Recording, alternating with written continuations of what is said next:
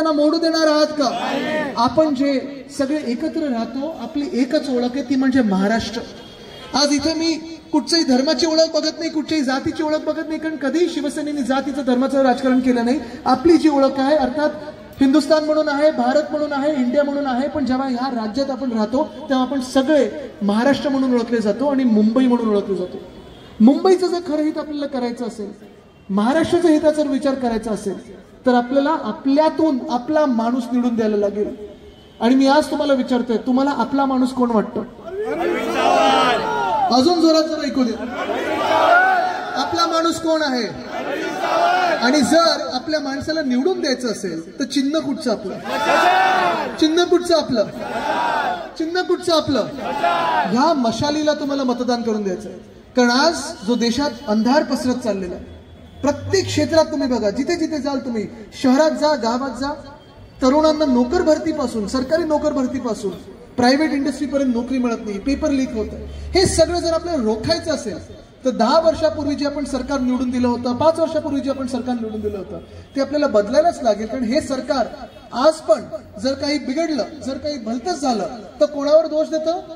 नेहरूंना दोष देतं, इंदिराजींना दोष देतं की तुम्ही 50 वर्षापूर्वी केलं, 100 वर्षापूर्वी केलं. अरे 50 वर्षापूर्वी जे झालं ते झालं, 100 वर्षापूर्वी जे झालं झालं.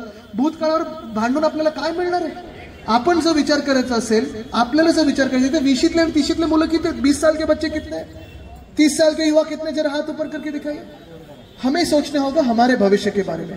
आणि जर आपल्याला आपलं भविष्य घडवायचं असेल तर भाजपाला मतदान करून चालणार नाही. कारण ते नुसतं भांडणं, दंगली, झगडे आणि हे सगळं 50 वर्षापूर्वीचं झालं त्याच्यावर चालतं. आपल्याला भविष्य उज्ज्वल करायचं असेल तर मशालच हातात घ्यायला लागेल. आणि म्हणून पुन्हा एकदा मी तुम्हाला विचारतो, आपला माणूस कोण? आपला माणूस कोण? आपलं चिन्ह कुठचं? आपलं चिन्ह कुठचं? धन्यवाद. जय हिंद, जय महाराष्ट्र, वंदे मातरम.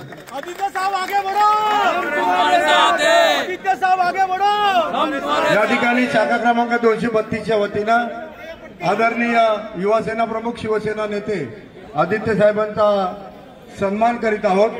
कृपया आपण साहेब त्याचा स्वीकार करावा.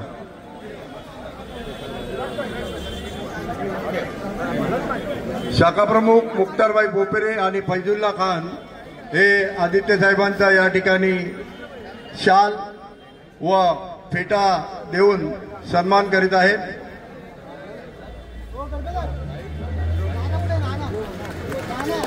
शाखा संघटक सोफिया इब्राहिम, फैजुल्ला भाई आणि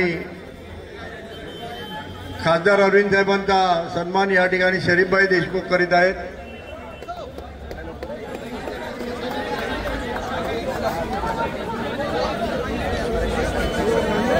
आदित्य साहेब खूप खूप धन्यवाद. आपण या ठिकाणी केलेला मार्ग